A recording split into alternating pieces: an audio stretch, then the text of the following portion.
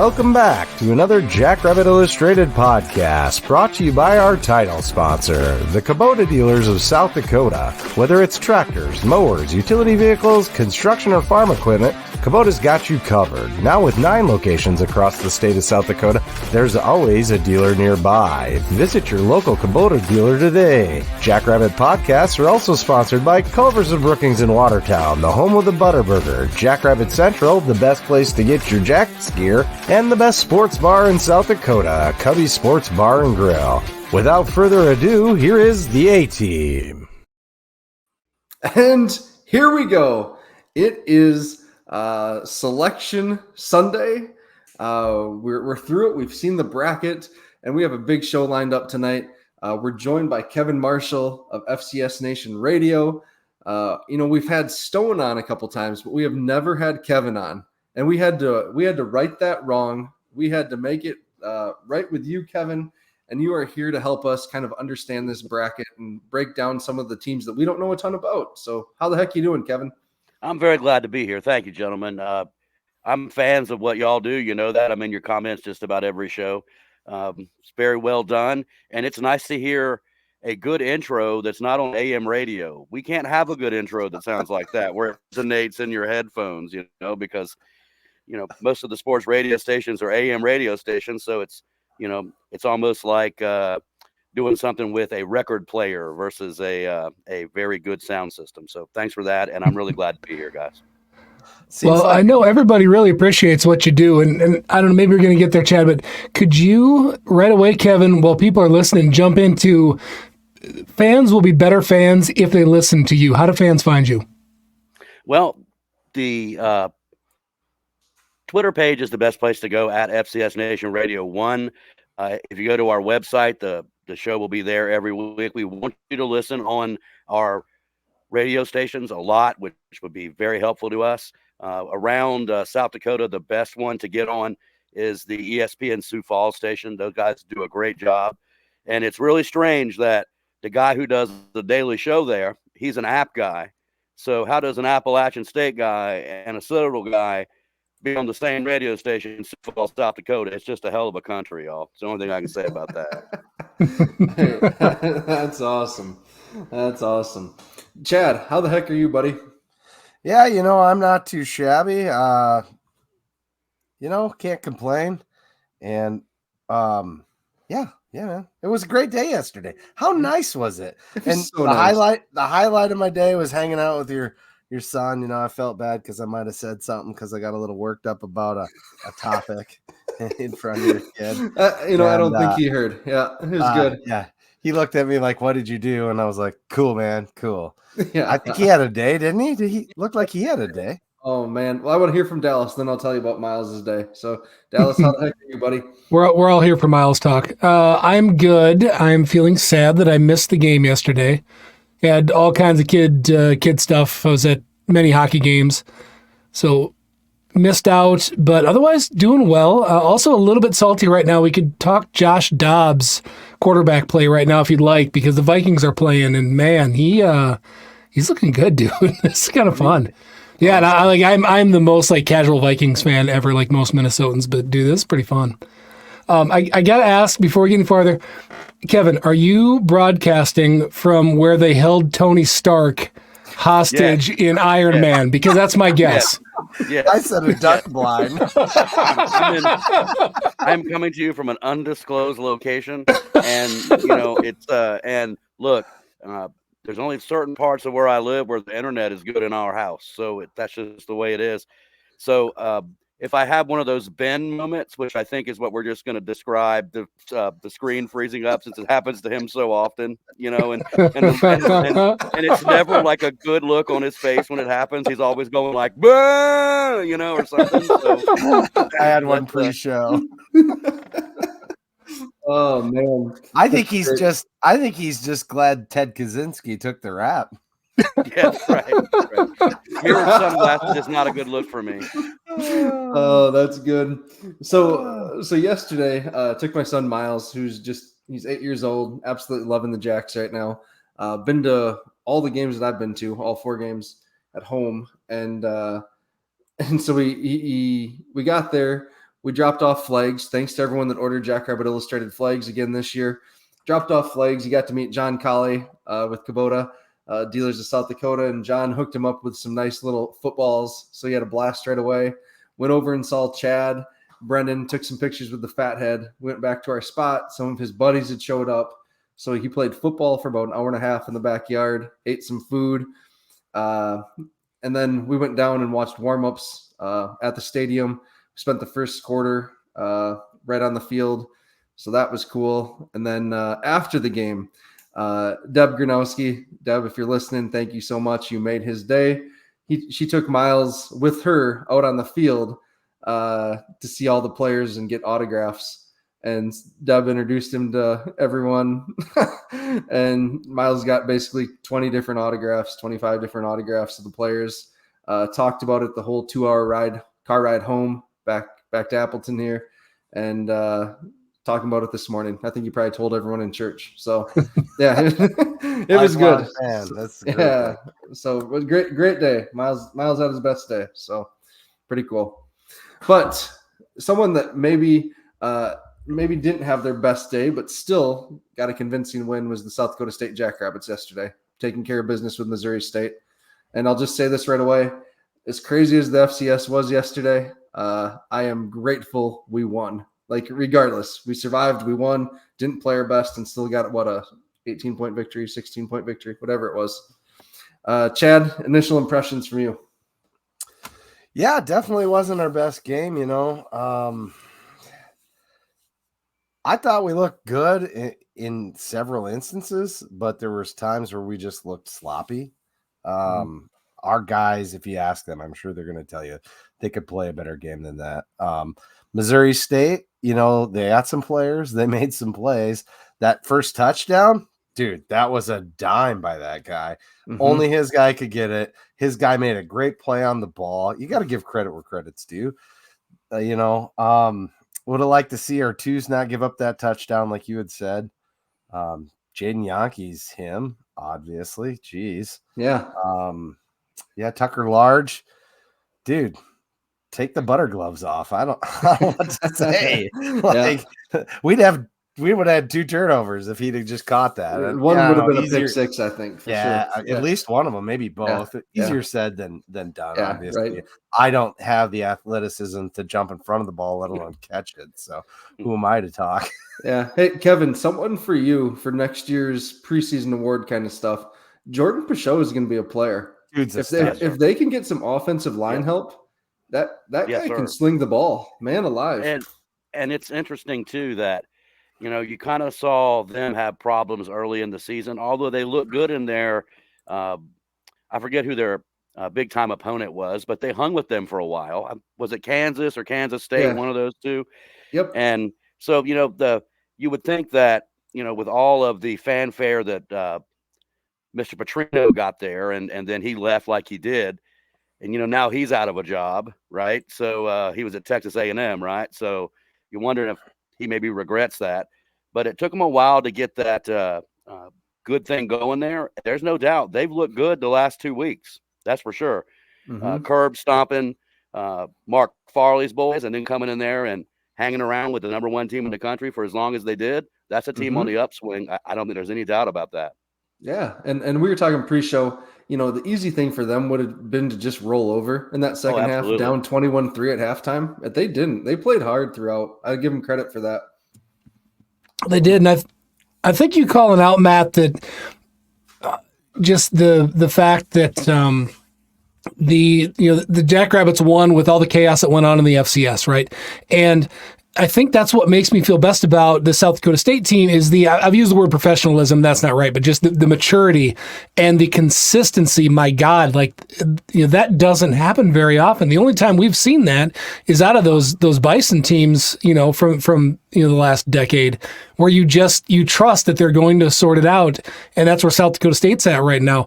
And you look at the athletes across the field for Missouri State, and there's some dudes. I know you called out Pinchot, you called out is it Sharp? That wide receiver is so nice, man. He's good, yeah, and quick.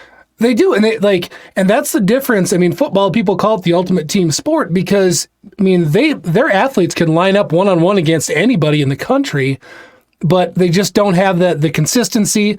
They're just not a team in the way that South Dakota State is. And that's why I won't say I was nervous coming in, but I think we talked about this a little bit, at least on the chat, that, you got somebody with nothing to lose and a bunch of dudes that, a whole bunch of transfers and tweener FBS type guys, if they come in and they all decide they're going to have the game of their life, that can make it interesting. And we were able to squash that. Mm-hmm. Mm-hmm. Yeah. I thought our defensive line overall had a nice game. Ryan Van Marl, sack right away, big tackle for loss. Cade Trevere, Quentin Hicks in the backfield a lot. Brian Williams, just the way he pursues down the line of scrimmage, really fun to watch. We're going to miss that big guy. Yeah. I love how he plays so much. And he splits double teams like I don't even know who I could compare him to. Like the way that somebody with that size of a frame can get skinny and split a gap, it's just amazing. God, he's fun to watch. Yeah, it's easy to see why he was that, All-American at Valdosta, right? So yeah, I'm glad he came up to Brookings. He transferred up. That's great. It was quite interesting watching us play a 3-man front more often. That was kind of different. Yeah. Something that we don't see quite as much of, and did pretty well with it. Obviously, we were trying to stop those passes, but a couple times our guys ran into each other in the secondary, and it brought in that extra safety a few times too. That was interesting. Yeah, felt like we needed just another day of practice on that. Yep. We'll get into Ben. Don't you worry. We'll get into some superlatives here in just a little bit. We're not there yet. Yep. So Ben's just happy that my screen hasn't frozen yet. That's all. Because he's waiting for it to happen. Well, let's go back. You talked about in Rants and Raves, which was beautiful as always, Matt. Nice job. And again, watching. I don't know if they actually let off the gas or if there's just that. Again, they're playing a great team, so maybe it was just Missouri State's time to make a little bit of a run. But it sure felt like, okay, the game is in hand or going to be in hand. Let's just get through this and get done and get to Selection Sunday. What are you guys' thoughts on just kind of the way that, at least offensively, that things kind of shook out there and how we kind of stuttered in the middle? Well, obviously, like the fumble, right, with Angel. Yeah.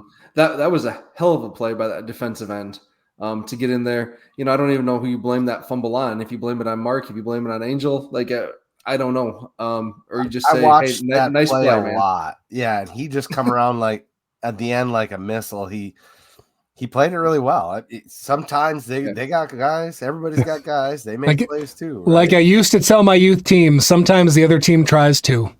Yeah. And then the missed field goal. I didn't like that whole sequence.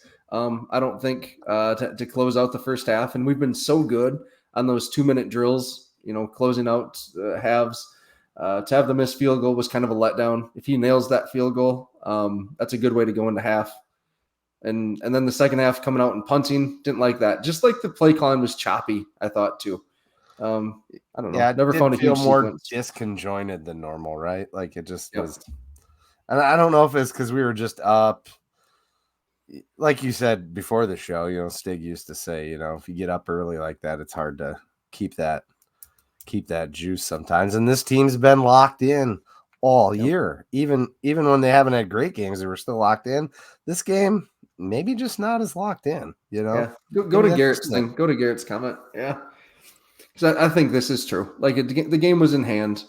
The season goal has been met to go undefeated in regular season, get to the playoffs as the number 1 seed, and then the season really starts, right? This whole second season that they talk about, that we talk about, this has been the goal. And now we're going to actually see, I think these next 4 games, hopefully, right? Like where we're at. So I'm all right. Should we do game balls, guys? We have Kevin on. I really want to talk to Kevin a ton about the bracket. Unless there's any more big burning thoughts here. No, nothing in particular. I think on yesterday, a great all-around effort. Again, you mentioned the D-line. You called them, called them out, I think, in Rants and Raves as well. But no, I thought that was solid. And there's a lot of different guys that made some good plays. And my goodness. I feel bad always talking about the Yankees in the same breath because clearly I don't know if as a twin, do you get sick of that? I would love to. We should get them on and ask them, like, do you get tired of always being and every time you get brought up? Right? Yeah. But anyway, like, my God, just the performance yesterday, just brilliant. And the ability, like, to just not go down and just look like you're bigger and stronger than anyone that is trying to tackle you.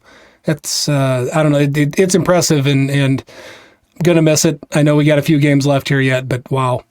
Yeah. And I don't know if these guys, the Jaden and Jackson, do get sick of the and because they brought out all 700 of their family members again for senior day. They have that many in their immediate family, bud. Yeah. Someone around me, I think it was Jim Poppin, goes, looks like half of Madison's here. So, yeah. All right, so let's do game balls quick here. Let's do it. I'll let you guys go first because everyone knows mine if they read rants and raves. So, all right, Dallas, what you got? What do you got? Offense. I do not. Go for it, Chad. No, okay. Well, I think the obvious on offense is Jaden, right? I mean, yeah. I don't know if you haven't checked out the photo they got of him leaping. I know he stepped out of bounds, but go check that photo out on my Twitter. That was so good. Oh man, looks like Superman. I said all he was missing a cape. Goodness sakes. And I know Ron Lowney's talking about my blanket behind me being a cape, but I ain't putting that up, bud. I think it was really cool that the photographer said he learned to take pictures by going to the park and taking pictures of squirrels, which I thought was like, which I thought, well, I was like, that there's all kinds of ways to learn how to do something, but you could have knocked me over with a feather when I read it, when he said, I learned to take pictures by taking pictures of squirrels. That was rad.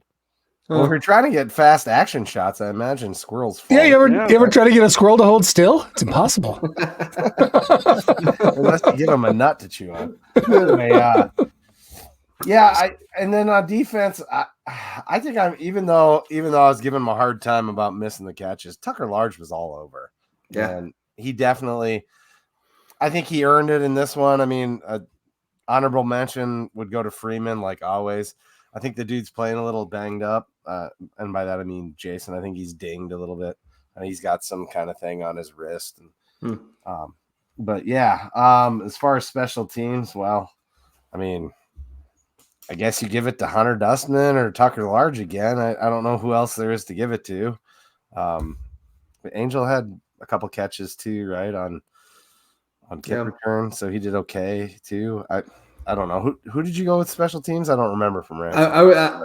You gave it to everyone. I gave it to the coverage units. The coverage units were so good. It is. If I had to choose one player, though, I would go with Dante Johnson. It's been so good to see him healthy, racing down there. He had a big tackle on, I think, the kickoff return. It's easy to see why Dante was a Colorado State commit originally, right before Norvell came in and cut him. So Dante's a stud, and once he gets fully ingrained with the defense, he's going to be great. So yeah, cool. You were going to go with Gunners, and I did go on defensive line. I did go with Van Marl, right? I love Van Marl. Right, so Van Marl had a good game. Yeah. Awesome. So sorry, I copped out there earlier, Chad, because I realized I needed to go back and look at a couple of. Well, I want to go back and look at a couple of defensive stats I didn't get to. So yeah, clearly offensively, one Yankee had a brilliant game. My goodness, after that would be Mark, but man, what a great game, and just the times that he made plays, right? It isn't just about the stat sheet. It's the impact in the game within the game when you make plays. And he just seems to have a nose for that. So yeah, bravo to him. And I'm going to go with Stallbird. If I got to pick somebody on defense, he just, the way that he was around the ball, I feel like he stood out a little bit more than his coworkers around him yesterday, but a lot of great performances on defense. Good. Yeah, and I'd just like to bring up what Cord Caraway says. Gales is laying on some big licks. Yeah, Dyshawn had a heck of a game too. We get used to it from some of these guys, and they don't get quite the accolades because we're just so accustomed to it and expect that out of them. And Dyshawn's one of them. I mean, he's had a great year. He definitely had a fantastic year. So just a fun player. I'm gonna miss him. Just the pizzazz he plays with, and I want to miss his family's shirt. His family shirts are still legit. legit. Those are awesome. Yeah, they get new ones every year. They're different. Like I remember the first time I saw him in Fargo, I was like, dude, that's so awesome. Yeah, and I think they were actually made by. Yeah, I think they're. I don't think they're legal necessarily, Chad. So yeah, okay. Maybe I don't know. Maybe he didn't make them. What are you I know? What are you, the fun police? Come on. Yeah, right. All right, Chad. Let's move on. All right. So this next segment, we know this guy loves it because he tried it when he came here to visit this fall from Montana State. But this segment is sponsored by Culver's of Brookings and Watertown. There's still time to get your Curter Burger. Dallas probably gets one every day. He just walks over, gets all the Scoopy tokens out of the garbage can. I was at Culver's today. Yes. What did you have, Big No doubt. Yeah, what did you have, buddy? 2 double cheeseburgers, ketchup and pickles. Skip the fries today, and actually root beer. All right. Root beer. What kind of beer now? What is a root? What is that? I don't. For the way that I talk, what is a root? Originally, it was made from sassafras, but you know that there's an ingredient there that the government won't let you have no more. Saffron. Gotcha. So, well, anyway. The Culvers that I went to ran to Hardy's right across the street out of business. See, I keep up with what's going on there. Yeah, the one exactly. Ran Hardy's right out of town. We know that we're now your second favorite team, and that Montana's been slotted to the 3. Look, look, man. There were people at that ball game yesterday who wanted to kill me. And that's all right, you know. But no, that was really cool because a lot of people look at Bobby Houck and you know the way that he is, you know, in his press conference and stuff. It's just different than when you're sitting there with him one-on-one. I know a lot of people will say the same thing about me. You know that when they meet me and they see how we are on Twitter, we're savage, but we keep it real and we try to tell the truth. And sometimes people don't like that, but you know, he's a really super dude, and you know, that wasn't malicious. You know, he was just letting me know that he knows, and that he wanted me to know that he knows that I know that he knows that I know. It's a game of passion, man. Yeah, it really is. And you made sure to wear your colors, so good for you, man. I mean, look, when I almost tore my own ACL there in the semifinal a couple years ago in Bozeman, I think it was Chad that even remarked, "What were you doing on the sideline there in a Citadel shirt? Was that you?" And Chad said, "Who the hell else is going to be at a Montana State, South Dakota State semifinal game on the sideline in a shirt from 2,500 miles away?" Love it. That's great. I love it.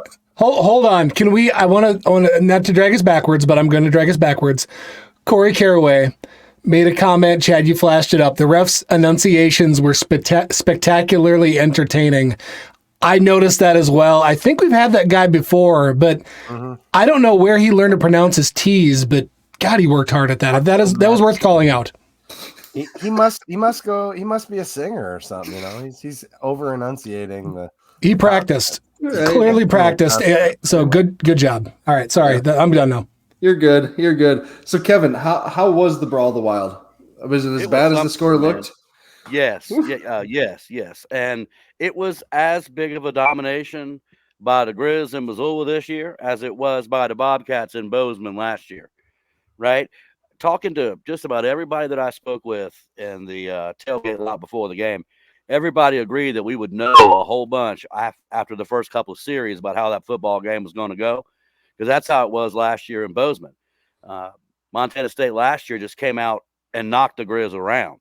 There were holes to run through, you know, huge ones, and this year Montana just came out and, you know, you don't want to say the Cats were flat, because how can you be flat in the biggest game of your season, right? Mm-hmm. That's just and I think that maybe you know, the Cats talked about it a lot, you know, what it meant, what they were trying to do, and, you know, and give Bobby Houck credit. One of the things he tried to do was just treat it as it was just another game, even though we knew it wasn't true, and they want to beat that team, and that team wants to beat them worse, and they want to beat anybody else. But I think Coach Houck did a good job of keeping the Grizz on an even keel. They weren't up too high before the game. And, maybe Montana State just, they're not as good as we thought they were. I think they probably caught y'all on a day that, but if the Jackrabbits were gettable, it was that day, y'all, because you have not looked the same since that football game. Mm-hmm. So, and maybe how close they did play y'all had a lot to do with keeping them ranked very high, even when their play on the field had some suspect things about it. Yeah. What the heck's going on with that quarterback room there? I think that's the question that everyone's wondering about. It's like they're the only people that don't understand. We've got there's a theory within our group that Chambers may have had relations with a high administrator's spouse or something, because that is the only, clearly I'm making this up, but that is the only thing we can come up with of why he is not on the field. Man, I get it. Malott is a great athlete. Stick him at running back or figure out something tricky to do with him. But yeah, I don't know. It doesn't make any sense. Well, Stone likes to say all the time when, you have a situation like this, why aren't they playing this guy? Why are they playing this guy and not this guy as much? That he always likes to say, we're not there at practice. We don't see, what the coaches see on a day-to-day basis. So, most of the time the quarterback controversies are just generally led by fans and by people like us, so that we have something to talk about. But there's got to be something that Chambers does in practice that Brent Vegan just don't like. And maybe he's just one of those players that doesn't show a whole lot in practice, but does extremely well in the games. There are people like that. Dallas, when you played, I know there were probably people who you watched them practice and you're like, who's this dude? And then on Saturdays, you were like, well, who is this dude? Right. And where did he come from? So I don't know. That's a very good question, because as an outsider looking in, I'm with y'all. I think your best chance to win if you're the Bobcats is you put Sean Chambers back there, and then you bring in Malott as that change of pace guy for 2-3 series, maybe with 7 or 8 pre-planned plays that now you try to say that fast, pre-planned plays. And the ref could have said it 3 times fast. Right. Well, and that's his package. I don't know why they're not using Chambers. I feel like he gives them the best chance to win. Yeah, it's just wild right now. 100%. It's like everybody outside the program that doesn't control who plays thinks that. Maybe not their fans, but certainly all of us in the rest of FCS land kind of have that opinion. So. And Kevin, kind of shifting gears here. Obviously, you carry the banner a lot for the SoCon. What the heck happened with Furman and Western Carolina yesterday? What can you share about those ones? Well, I'll say this about Wofford. And do you remember how many times I would mention that how much I admired and respected the way that Indiana State has continued to play? Yep. That, they haven't quit. They give you their best shot every week. And that at some point you thought maybe that was going to be rewarded. Well, for Wofford, that's been the case all season. They played their guts out for Sean Watson, and that's a sign of guys who. I'm bringing up a name there that y'all are pretty darn familiar with, aren't you? So, yep, you painted the picture perfectly when you said that. Yep. So, and with VMI, look, there's a. I tried to explain it to somebody yesterday. They said, first of all. What are the 2 military schools doing in a conference that has good teams like the Southern, like the SoCon does? Aren't there easier places for them to play in that part of the country? And the answer is yes, there are. But both of those schools kind of, help found what the SoCon has become. VMI left for a little bit, but they came back. Those guys just, they just don't want to hear it, about how the other team is so much better than them and they can't compete. And, that just really rubs those guys the wrong way. And what they did yesterday, well, first of all, Cole Gonzalez got hurt. And when he went out of the ball game, the quarterback play for Western Carolina dropped significantly. So that was the common theme in those 2 games yesterday. You got 2 teams that aren't particularly good, but who will fight you. And you had the teams that they were playing who were highly favored playing with backup quarterbacks. So I think it's tough luck for Furman. And everybody knows that that's my favorite team. and and that the difference between 10-1 and probably being the 2 seed, and you would be looking at all these teams that would have to come to Greenville, and then being where they are at number 7 and knowing where they're going to have to go, most probably, which is right here to Grizzland. In 60 minutes of game time, that whole season changed for the Furman Paladins, and that sucks. And the idea that Western Carolina didn't get in, we talked about it before the show here, that Gonzalez wasn't going to be back anytime soon. And I think the committee recognized that fact and decided that what they put on film yesterday with the backup quarterback is not something anybody wanted to see in the FCS playoffs, and that they looked at Chattanooga, similar resume, similar teams, and thought, well, at least this is a team that's going to have a quarterback who's played. Let's put them in instead. Mm-hmm. Yep. Yeah, I don't like the chat slot. I think that was anyway. Yeah, well, for me, I'm just glad that there were 3 teams that got in. And, the SoCon did kind of flex its strength a little bit yesterday from top to bottom, with the Wofford win, with the VMI win, and with Samford beating UT Martin to keep them out of the playoffs. So, what can be construed as a very ineffective and very almost laughable day for the SoCon, if you want to look at it that way, or you can also look at it with the from the lens that I choose to look at it from, glass half full and all that. That some teams who weren't particularly good all season put it all together yesterday, and that was a good day for the SoCon in some respects. Yep. So how many games did they win in the playoffs?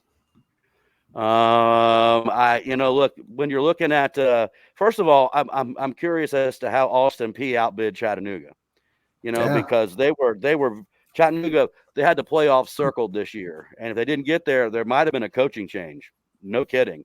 And the fact that when you put everything into being in the playoffs, you don't put up a bid that can outbid Austin Peay, which is in a much smaller town in Tennessee, and that was kind of surprising. That'll be the a very only thing good that makes sense there is they thought they weren't going to get in, right? Maybe right. That may be true. But if you don't think you're going to get in, why not put in a competitive bid anyway? If it doesn't matter, it's not like you got to give the NCAA the money if you don't get in, right? So, so there's that. And then look, Mercer will probably beat Gardner Webb, although that's a Trey Lamb coach football team, and the Lambs know how to coach football. People aren't familiar with that family. Just Google Lamb coaching family, Georgia. And the father is a huge winning high school football coach. One of the sons was Bobby Lamb, who was the head coach for Furman. He was the quarterback for Furman when they won the national championship. Coach Furman, and then helped start the program at Mercer. Trey is his boy, and he's done a very good job there at Gardner Webb. Interesting story about that. When I guess it was early 2000s, I was in Greenville about a month after the season was over, and I saw Coach Lamb, Bobby Lamb, with Trey and his other brother, and they were maybe 11, 12 years old then. And I saw him in the grocery store, and I stopped and asked Coach Lamb if he knew what time it was, and he looked at his watch and said, it's like 1:30. And I said, Coach, are you sure it's not 10-9? Because the Citadel would beat Furman 10-9 about a month earlier, and he looked at me, and we all laughed. And Trey still remembers that when I had him on the show.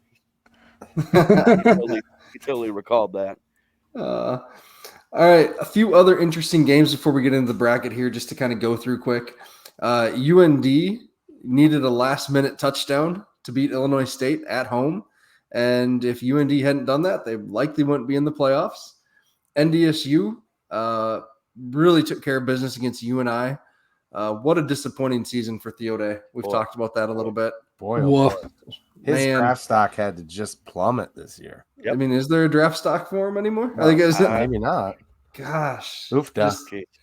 The Fighting Reganowskis took care of business versus Butler, and Drake makes it into the playoffs. So super happy. I was able to tell Ryan that. Draw for them too, though. Yeah, going up to Fargo. Oh well.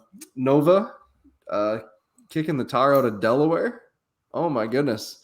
That was a kind of a surprising result. Kevin, I think you guys were on that you guys talked about Villanova maybe being a little underrated. What do you see in them like that no one else saw, I guess, in that game?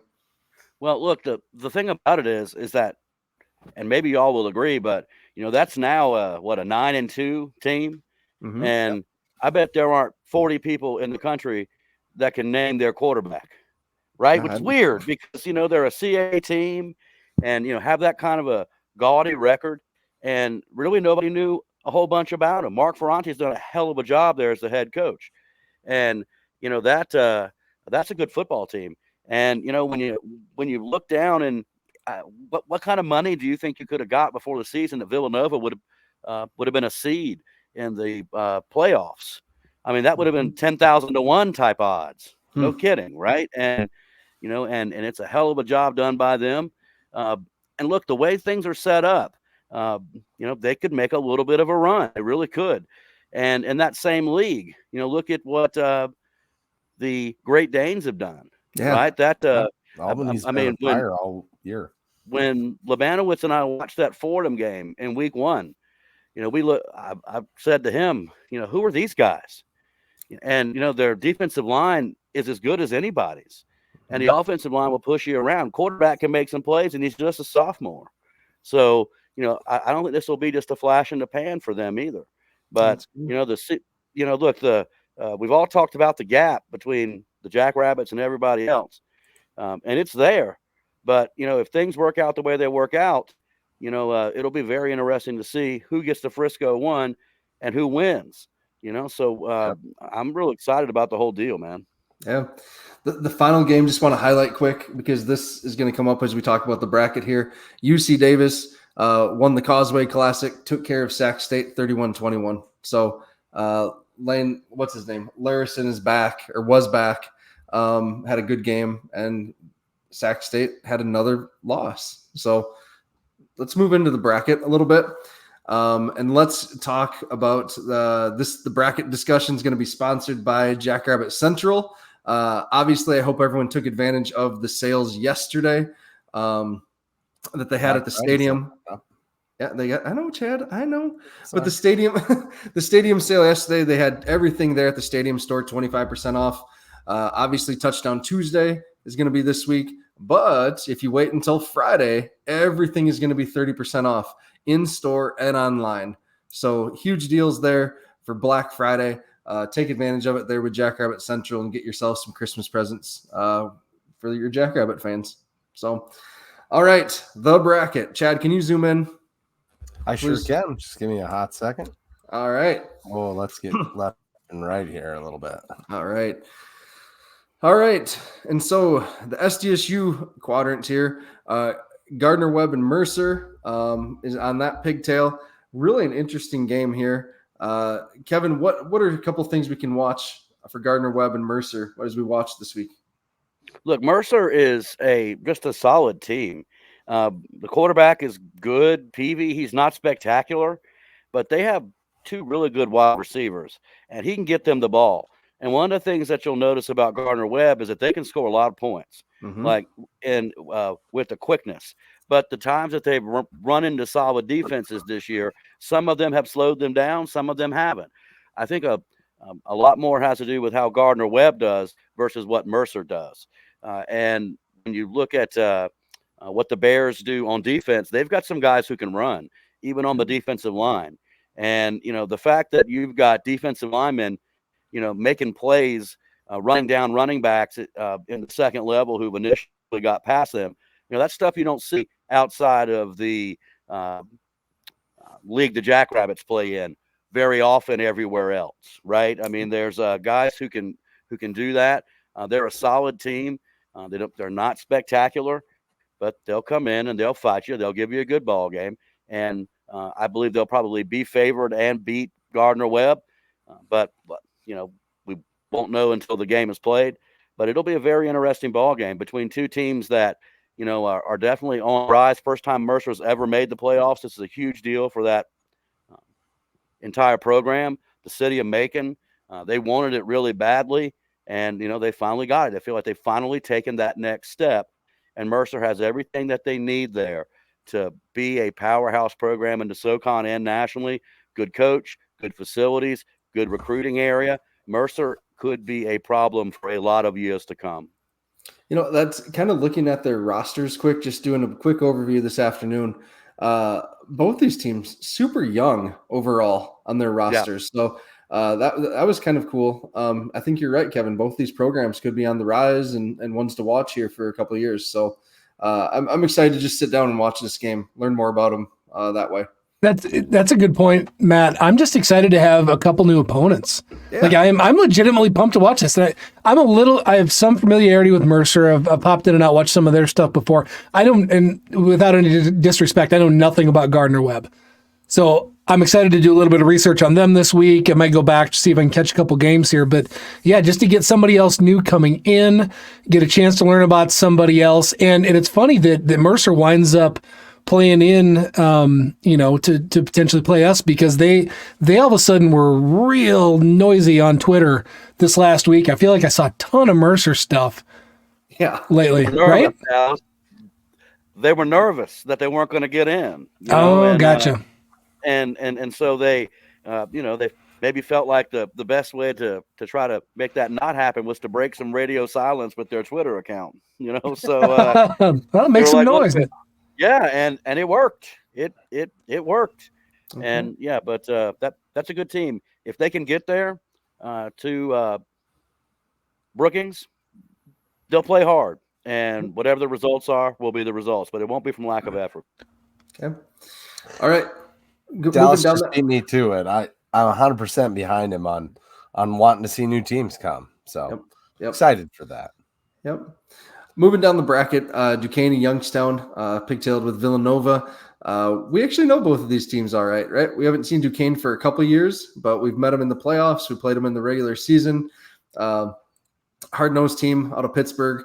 A lot of FBS transfers. We remember that. A lot of kids from Pitt, a lot of kids from Penn State. I don't know if their roster still shapes up that way, but it used to. And one of the coolest looking stadiums that I've ever seen. They've got, it looks like a wildfire tower from a national park, like in the middle on the sideline. I absolutely love that thing. Awesome. And we know the Penguins, right? We just saw them 2 weeks ago. Very talented roster, very good skill. Kevin, anything to add on Duquesne? Look, they're a team that, they've been under the radar all season too, right? I mean, I don't think Duquesne has been ranked a single week this season. And generally in the NEC, those teams will at least be receiving votes, if not like 25 or 24, right? So it's kind of odd not to see that. But, they had a very good running back up, what was it, 4 or 5 years ago? Won the Jerry Rice Award, got some looks for Sunday football. So they have talent there. Youngstown will be interesting. Those were another group of people who were very nervous that they were not going to get in. So their fans unleashed a Twitter shitstorm, if I can say that. Yes, they did. And so, hey, good for them. Pod. Yeah. Good for them. I know that those penguin walks that the Jackrabbits did must have really upset them, because they unleashed their crap storm the next week. I thought those were funny as all hell myself. Yeah. And if there are any YSU fans here, Sam Herder brought up a good point. Sam and everyone else on the national beat has zero influence on the selection committee. So you tweeting angry stuff at them about why YSU should be in the playoffs. I think every team should be in the playoffs. I think they all should. There we go. So, that's when people are angry tweeting me and Lebanowitz, I'm just like, man, I'll be glad to retweet your stuff. I think we do that more than just about anybody else, right? If you have FCS content, we retweet it, but some of that, I was like, man, even y'all can't believe that, but yeah, good on them. They have fans that care. That's cool. Yep, exactly. All right. Chad, did you shift down? We all know Sam hates your team. We all know this. Yeah, right. All right. All right. Was that a problem? Do you want me to go back up? Sorry, I was just moving my way down, but this is fine. Lafayette and Delaware. Blue Hens, big. Obviously, we talked about them stubbing their toe big time against Villanova. They'd looked pretty good for most of this season. Lafayette, obviously beating Holy Cross, kind of flipped the script in the Patriot League. What are you looking for in this one, Kevin? Look, Lafayette has a dynamic offense, pretty darn good quarterback too. And when you're looking at Delaware, Villanova just came out and I mean, that was never really a ball game. And, how do you just, forget about that and go, well, now we're playing in the national playoffs. And, there are a lot of teams in this first side here that are playing teams that aren't as good as what Lafayette's going to bring to the table. So, and my view of the Patriot League has changed a whole lot. This time last year, I was getting the angriest DMs in the world from people that had Holy and Cross in the name of their school, and I was like, wow, I didn't know that a school that had Holy and Cross in it could call me so much vile 4-letter words, and question the legitimacy of my birth. Right, they're calling you a bastard child. Yeah, stuff like Kev ain't got no daddy, stuff like that, and but Lafayette, they're going to bring a lot to the table. It would not shock me if that game is extremely close and if Lafayette pulls an upset here. I really think that they can get the ball up and down the field, and Delaware's defense has not been all that inspiring lately. Interesting. All right, we've seen Delaware. Bud. We've seen Delaware right twice in the playoffs in the last few years. I have never been impressed with them. Just a bunch of kind of fake tough guys. It always seemed like. So, yeah, we'll see. One of y'all in the stands Oh, sorry. Yeah, wasn't that you, Chad? Where they were? That was Brendan. Yeah, ask Brendan about it. Yeah, you know what? And I'm sorry. If I had to try to pick on someone from the JI crew, it wouldn't be Brendan. All right. I could, I would just be like, all right, it'd be like the first day at prison, I imagine, let me see which guy I don't want to mess with. I was going to say. And it would be Brendan. I could probably sucker punch Chad and run away. Dude, I am way faster than you think I am. Okay. That's a bad plan. Chad doesn't want to give up his dessert. Pudding shots? Yeah, pudding shots. All right. Next game is Nichols at Southern Illinois. Really interested in this one in a way. Nichols, right, lost to Sac State early in the season, but beat Incarnate Word down the road there. So that's kind of what got them to the top of the conference. Southern, just been up and down. We don't know which Nick Baker we're going to get from week to week. What do we need to know about Nichols, Kevin? That's a team that we just don't know much about. Look, that conference was not the best this year, right? The Southland, I think everybody recognizes that. But you got to give credit where credit is due. They went through it and didn't lose. And, there are a lot of people who were, touting Incarnate Word for a second team from that league. I don't believe that was warranted. The Southland was just not good this year. But Nichols is going to do a couple things. They're going to reflect their head coach, Tim Rebo. Had him on the show a few times over the years. And Nichols has been down for a couple of years, right? And here they are back in the playoffs. So congratulations to those guys. They care down there. And Rebo teams are going to be solid on defense, opportunistic in the passing game, and they're going to try to line up and run the football. And, a good defense and running game tends to go pretty far this time of the year. Yep. Oh, so Nichols has a good defense. I mean, for the Southland, yes, because that league does one thing extremely well. They score points, and Nichols was able to win every single one of those games. So, we'll see. Well, that's where I was going with that too, and the fact that Brendan's not on here and he refers to them only as the Southland without the D because they do not play D. So right. Well, look, Southerners have a tendency to drop words on the or letters on the end of things anyway. Like I'm thinking there's no G on that. I'm drinking, no G on that. But it's interesting that the Southland. Look, when you look at what Incarnate Word was able to do last year, There's quality players in that league. Yep. But the fact that they went down so quickly, it was just, they're Nichols will be a good team. I don't believe they'll go far, though. You think maybe a low-scoring one in this one with Southern Maybe. Illinois' defense too? Yeah. Well, and look, Southern Illinois, every time that they've really run up against a legit defense, they haven't been able to score, right? Mm-hmm. So, it's who are the Salukis? Are they a team that can put up 63 like they did against Western Illinois? Well, then a lot of people put up 63 against Western Illinois. Or are they the team that's going to struggle to get to 17 points? They've done both this year, So, and there's so much is predicated with them on Nick Baker. I would just like to see them try to run the ball and play defense, because I know Lebanowitz says this all the time. Their secondary is as good as anybody's. PJ Jules is a Sunday football player. Yes. Right. The guy makes plays where after it's over, you just kind of go, wow, how did he do that? How did he recover? How's he beat by 5 steps and then knock the ball away? Right. I would just like to see them be a little bit more legitimate and not try to be so sexy throwing the football. They probably don't have to against Nichols. Okay. All right, Chad, what do you want to go from here? Sorry, I messed up what you were doing. No, all right. So we got Sac State at North Dakota. I don't think Sac State should be in this field. In my bracket, I had UC Davis over them, just based on how that game looked and how Sac State's finishing the season. Sac State just got their doors blown off at Montana and looked like a team that was, I don't know, completely out of control, in my opinion, just with how they were acting in that game. So I don't know. This is in the Alaris Center. I like UND in this one, just for how they play at home, even though they're still not playing the best. This is two teams that kind of feel like they're limping into the playoffs, in my opinion. Backing their way in, yeah. Sac is not good, and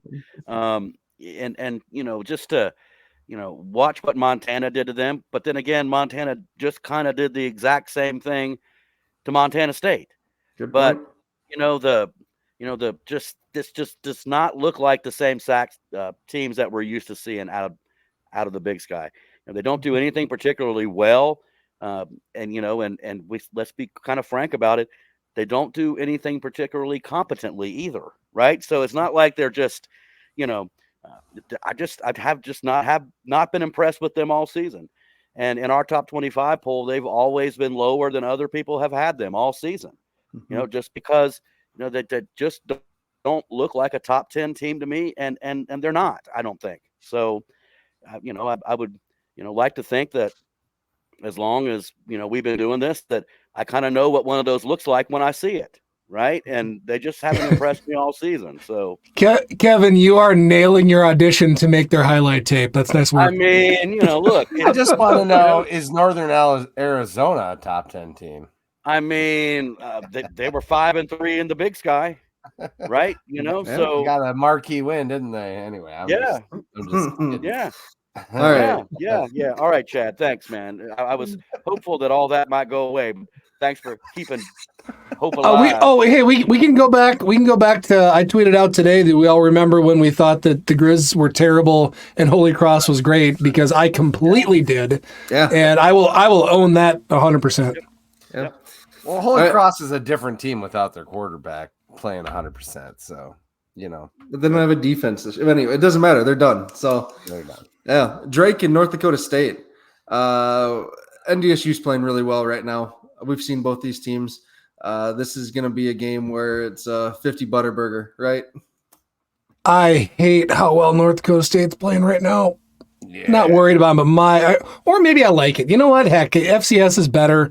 They make a great villain. But yeah, they've looked good the last 2 weeks, haven't they? Mm-hmm. Mm-hmm. Yeah. But if you were going to say that FCS is better when the Bison were good, Dallas, but you almost did. I was just going to remind you that I don't know. I don't like dynasties, right? And so with doing what I do, it's been difficult for me to be able to hide the fact that I don't really care for dynasties, but I do think all the people that left them for dead, what did they give up? 3,677 points against the 3 Dakota schools, something like that, right? And there were people who were saying that, Madden should get fired, I think that he showed his mettle and showed what he can do as a coach a little bit, because that team could have easily just fallen apart, right? Very easily, and Yep. they didn't. And Ince was able to keep them together, and he deserves credit for that. Yeah. Oh, and to be clear, I'm not saying that FCS is better with somebody winning 9 of 11. No, that sucked. I didn't care for that. But it's again, they make a good villain, and we'll see what they can do on the other side of the bracket. Yeah. And we like Entz as their coach too, because he doesn't really beat us. Yeah, I bet you do, Chad. I'd forgotten about that. Yeah. All right. That's what I'm here for, Kevin. Next game I'm excited about is this North Carolina Central Richmond game. Yes, right. Absolutely. MEAC school, Richmond. Don't know a ton about either of these schools. So Kevin, just take it. What do we need to know when we're watching this one? Look, Richmond was another team that was left for dead, right? I mean, you lose to Morgan State and somehow end up in the FCS playoffs with 8 wins. Great job by Russ Huesman at Richmond. This team could have been a team that won 4 games easily. Now, they did have the benefit of a schedule in the CAA that was, not playing the toughest opponents. Go and go to Google and compare who Richmond played in the CAA versus who North Carolina A&T played in the CAA in their first season, and you'll go, "Wow, this is the same conference. How is that possible?" But Richmond is a pretty good team, and look, I know for my North Carolina Central friends, of all the HBCUs, they seem to be one of the ones that interacts with people. There's a lot of their fans, and the guy who does HBCU Nightly does a fine job, great job. And their quarterback is a dude. Davius Richard is a dude, and for people who don't really watch a lot of MEAC football, I'm hopeful that a lot of people will tune in to ESPN Plus for this game and see Davius Richard play, because you're going to watch this kid play and you're going to go, "Wow, I wish he was on my team," except for maybe like 2 other teams in this country who'd be like, "I'd rather have our guy than this guy." And Richard can really sling it. He's mobile. And it wouldn't surprise me if Central gets past Richmond here. Interesting. That's fun. This is a good question from Garrett. If NCCU gets smoked, does that influence potential at-larges for HBCUs in the future, like what happened to FAMU last year? I sure hope Maybe. That's a good question. Maybe. But, I'm of the opinion, and y'all can disagree with me if you won't, but I'm of the opinion that whatever happened last year to you or to anybody else, or anything that happened last year, should have absolutely no bearing with what happens this year when you're selecting a playoff field, or just trying to decide who's good and who's not. There's got to be a point where, the past doesn't matter and what matters is now. And that's a hard thing for someone who grew up in South Carolina to say. Oh my goodness! I was gonna say it's probably about week 4 or 5, but so have we gone through all of these here? No. No? Got some more I up don't top? think so, have we? I think we got one more, don't we? Oh, Chattanooga and Austin P. Yeah. We talked about that one. No, we talked about that one earlier, but look, that Austin P has run off a lot of wins in a row. Chattanooga may just be suffering from the "we're just happy to be here" disease. Maybe, but their quarterback can sling it. I would like Chattanooga better if Alim Ford had been healthy all season. The fact that he went out is everybody is missing a good opportunity to see what that young man from Florence, South Carolina is made of. He's a really great running back. Chattanooga, give them credit. They've had the playoff circle before the season, and they're here. Regardless of whether you think they ought to be or not, they are. And that's good for their program. That's for sure. Yeah. All right.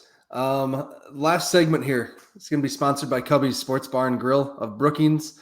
That's the place to go to watch all these games next Saturday. If you are in Brookings, get there, and they're going to have every game on the screens, I bet. Why wouldn't they? It's going to be a blast just to be able to watch all these at the same time for those that overlap. So pretty excited for that. And enjoy some tasty food, variety of beers, whatever it is. So get to Cubby's of Brookings. Thanks for your sponsorship, guys.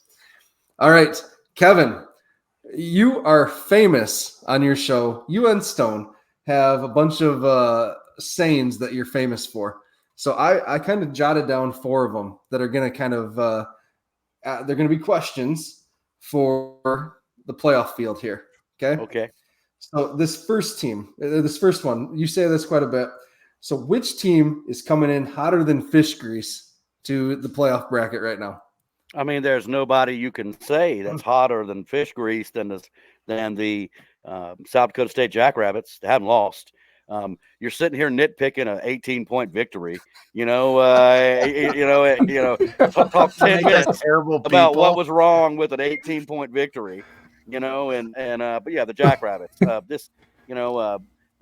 Not only am I looking forward to y'all getting to Frisco so I can hang out with y'all because I like y'all and the Jackrabbit fans were awesome. But just keep doing what you're doing. Run the ball, play defense. Let Gronowski hit the ball over the top, right? And you don't have to be sexy to hoist that trophy. You just got to be able to be there to hoist that trophy, man. And that's what y'all do. North Dakotans proved that year after year after year. Yeah.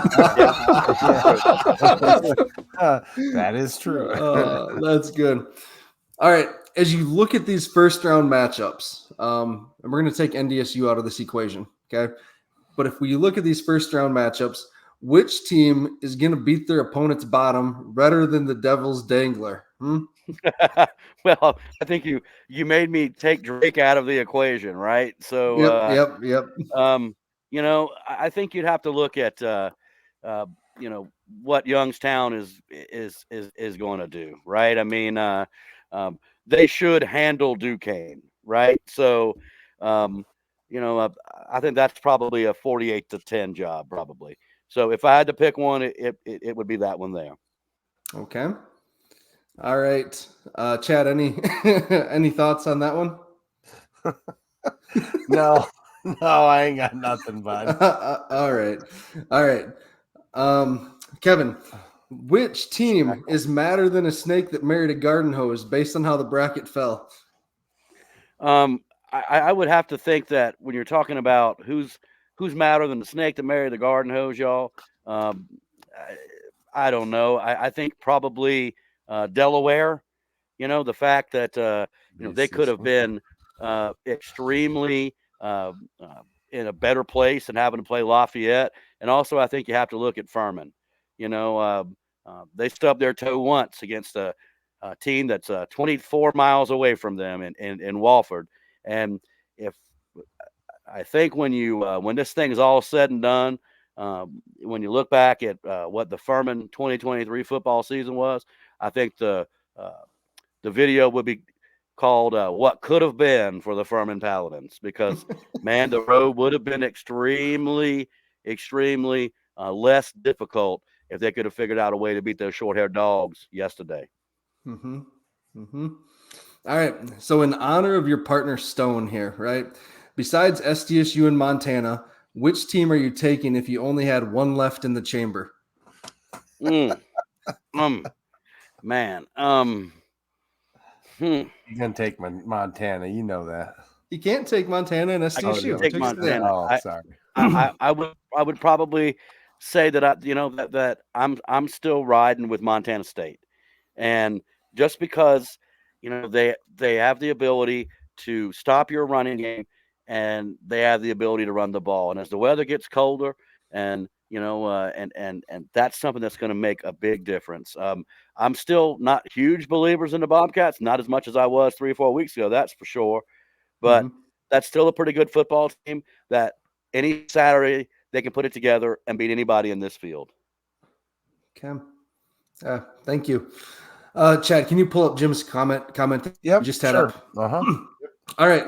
Kevin, can you talk about Alex's lemonade stand a little bit? We've invited you on, and you've been great. Talk to us about what you guys are doing. Look, it's the kind of NIL, I think, that everybody can get behind, right? Northwest Mutual provides the athletes that we have on the list, which you can get from our website, fcsnationradio.com. Alex's lemonade stands in the top right-hand corner. Provides them with a stipend, with a clothing allowance, and they're using their platform to raise money to help cure childhood cancer. Right? This is not, name, image, likeness deal from Jimmy Bob's used cars, so this guy can have a '97 Blazer, right? It's 97 Blazer. it's if you can't get behind this, then you're just going to be staunchly against NIL, I think, right? But it's a heck of a charity. It's been partnering up with Northwestern Mutual and Alice's Lemonade Stand has been huge for us. And look, if you have a platform, even if it's as small as what ours is, right? I mean, and you can use what you have and built to help other people have and build their own brand. And if kids with cancer benefit from it, I mean, that's just, I mean, there's been very few things I've entered into in my life with the intentions of, of doing as much good as this can do this year. And then if we can expand it next year to have a lot more players, right? Mm-hmm. So, and a lot more schools involved. So we're very pleased with it, very proud of it. And the support that Jack's Illustrated has shown us, a certain bearded gentleman who roams around with pudding shots, can't reveal who is, but you see, I was going to say can't reveal his identity because he's a pudding shot Santa. And Chad, that's me right here, over here. I'm Santa. Hey, look, it's right here, right there. See that? Can you read? I mean, I know you went down to school in the South, but it says right there. Yeah. So we're very happy with it, and thanks you guys. And I think we're just above $9,000 now. And that's before any of the events of money has been tied in. So we'd like to get to $15,000 or $20,000 this year. If we can do that, that'd be fantastic. Awesome, cool. Dallas, any questions for Kevin here? No, I don't think I've got anything else left. As we went through and covered the bracket, I think that covered everything that I wanted to pick his brain on. Yeah. And there's some cool matchup. I'm excited. The one that you called it out, it was got to pull it back up here for myself. To me, it was at Richmond, NC Central into Albany. That's like the farthest from what we're used to watching that Absolutely. I can pull out of this bracket, right? And I'm going to watch all those games. That sounds great. Yeah. This is a good time of year, man. I like it. Robins Stadium, if you've never seen a Richmond game, Robins Stadium's a pretty little stadium.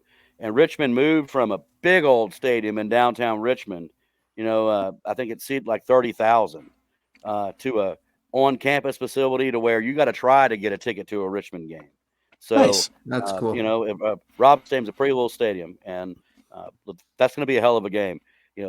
Davius Richard, worth tuning in and watching. You won't be disappointed. Okay. Awesome. Chad, you want to talk about what you pulled up there?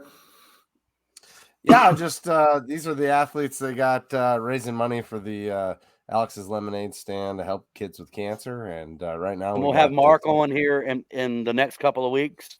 So, he's down there, I think, with about 575 raised, but he hasn't even been on the show yet. So, we've been kind of saving him for, as we get closer to the title game. But, help out Quentin Hicks. He's I don't want to cause any dissension in the Jackrabbit locker room, right? So we need something to do this week. we're just running with the strategy, run with the lead horse so you win. Right. That's true. That's true. Yeah. Never mind if you hurt that big fella's feelings. Yeah, right. We're grown men; they can take it. Man. Kevin, this has been phenomenal, my friend. Really has. Thanks for having me, God. Yeah, thank you. This is long overdue, and your insight in this really was what we were absolutely looking for the teams across the country. So I do appreciate you guys a lot. I'm fans. Like I said, I tune in just about everything that you do. I was a little tired yesterday, so I didn't see Zach and Brendan at 1 a.m. Central. Oh, I've never watched that. You don't have to feel bad. I don't know. I was too late, man. I would have probably have typed something like Grizz good, Cat's bad, good night. Something that would have been all I could muster after being there yesterday. But yeah. Well, Chad was on that show once. And he about fell asleep, so he decided not to do it anymore. But I mean, when Chad was texting me about this, or maybe was it you, Chad, that was texting me, or maybe it was Brendan about doing this. I that was said, me. so, Yeah. oh, you, I said, Yeah, so Matt. no all night from Saturday to selection, Saturday night to selection. And I said, no, it's past my bedtime, something like that. Oof. So, yeah. Jim Poppins, a warrior, probably our best fan. He watches it all, man. I'm sure he did. I woke Love up you in the some middle Jim of the night Poppins, to go man. to the bathroom and responded to Brennan, and he still responded to me. It was 20 minutes after they'd finished their show. Love me some Jim Poppin. He was he made sure I got my first taste of Ears Up beer. So, and I'll never forget that. Hauled it all the way from South Dakota to Texas for me. That's a very nice man. There Love we it. go. All right, I tell you what, back to just to close the circle and what we started off with earlier, SDSU fans, make sure check out Stone, check out Kevin, listen to their radio show, figure out where you can do it, follow them on social media. It's absolutely fantastic stuff. Again, you'll be a better fan if you do. Absolutely. Thanks, guys. That's really nice of you to say, Dallas. Stone and I really appreciate that. Thank you. Yep. All right, everyone. We have an off week. Enjoy the bye, spend time with your family, enjoy Thanksgiving, and then tune in on Saturday to watch some awesome football from across the country. And then, the Jacks play right on December 2nd. Find some friends, get some tickets. They're affordable. It's going to be cold, so dress warm. Stop by the book club. They'll take care of you. Just type in book club Brookings, South Dakota, and on Google Maps, and it'll take you right to it. Do I get to do the thing? Can I do the thing too? You're Can I do the thing? do it with us. Yeah, well, All right. you can Just lead us. Just say Lead us. when. Go Just say ahead. when. All right. Go big. Go blue. Go, You got to go. go first too. We didn't practice. Say go big and go blue. Go ahead. Take two. Go big. Go blue. Go Jacks, buddy. Jacks. Nice work.